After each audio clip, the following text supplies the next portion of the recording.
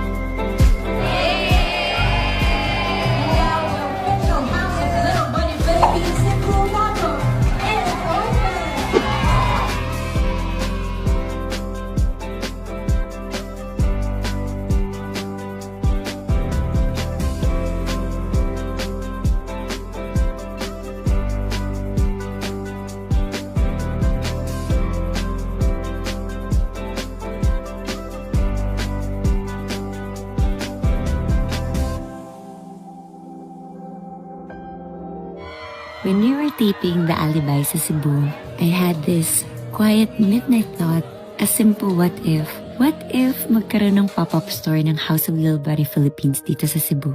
Then, it became reality.